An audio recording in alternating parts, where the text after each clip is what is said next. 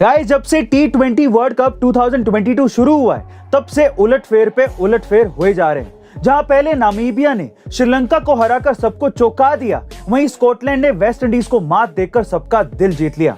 इन दोनों की जीत में एक खास बात कॉमन थी कि उन्होंने इन दोनों मजबूत टीमों को रन चेज नहीं करने दिए और 160-164 के एक छोटे से स्कोर को भी डिफेंड करके दोनों ने ही 40 रनों से भी ज्यादा की जीत हासिल कर ली, जिसमें भी वेस्ट इंडीज एक ऐसी टीम थी जो T20 वर्ल्ड कप का खिताब हासिल कर चुकी थी। वहीं दूसरी तरफ श्रीलंका जो कुछ वक्त पहले ही एशिया कप जीत कर आई है। वैसे गाइस, आगे इस टूर्नामेंट में और कितने उलटफेर होंगे ये तो वक्त ही बताएगा, लेकिन आप ये बताइए कि आपको इन दोनों ही बड़ी टीमों में से किसकी हार सबसे ज्यादा शॉकिंग लग रही है? कमेंट सेक्शन में जरूर लिखिएगा। गाइस, क्या आप जानते हैं कि कनाडा के 90% हिस्से पर आज भी अंग्रेजों का राज है? जी हाँ गाइस, आप ठीक सुन रहे हैं। कनाडा का एक बड़ा हिस्सा जो कि लगभग 90 लाख स्क्वायर किलोमीटर का एरिया है, वो पहले ब्रिटेन की महारानी क्वीन एलिजाबेथ के अंडर आता था, लेकिन अब उनके मरने के बाद इस हिस्से पर प्रिंस चार्ल्स का राज है, जिसमें 48% हिस्सा वहाँ की प्रोविजनल गवर्नमेंट यानी कि अस्थायी सरकार संभालती है और 42% हिस्सा वहाँ की फेडरल गवर्नमेंट यानी कि केंद्र सरकार संभालती है। और अब सबसे हैरानी की बात कि यहाँ का रहने वाला कोई भी कैनेडियन नागरिक यहाँ अपना घर बनाने के लिए जगह नहीं खरीद सकता, क्योंकि इसके लिए उसे ब्रिटेन के प्रिंस या क्वीन की परमिशन की जरूरत पड़ती है।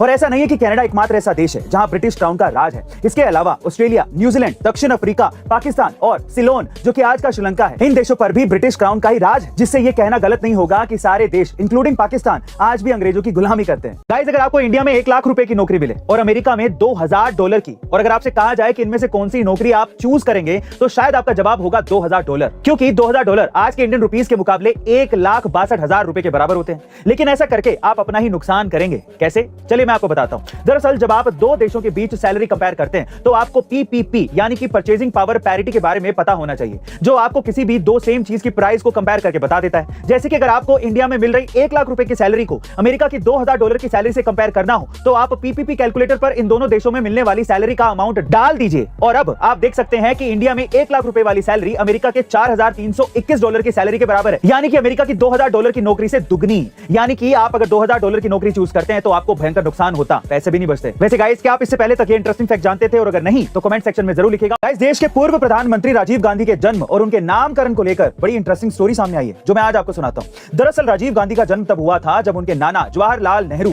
क्विट इंडिया मूवमेंट के चलते जेल में थे, और तब फिरोज गांधी और इंदिरा गांधी ने राजीव गांधी के नामकरण के लिए सिलेक्टेड नामों की लिस्ट नेहरू जी को जेल में ही भेज दी थी, जिसमें नेहरू जी ने एक नाम सेलेक्ट किया जो कि था राजीव रतन। असल में राजीव का अर्थ कमल होता है और नेहरू जी ने ये नाम अपनी पत्नी कमला की याद में रखा था, और राजीव के आगे जुड़ा रतन जिसका अर्थ जवाहर होता है, यानी कि नेहरू जी ने अपने और अपनी पत्नी के नाम पर राजीव गांधी का नाम राजीव रतन गांधी रखा था। लेकिन बाद में इस नाम को शॉर्ट करने के चक्कर में रतन हटा दिया गया और फाइनली नाम रखा गया राजीव गांधी।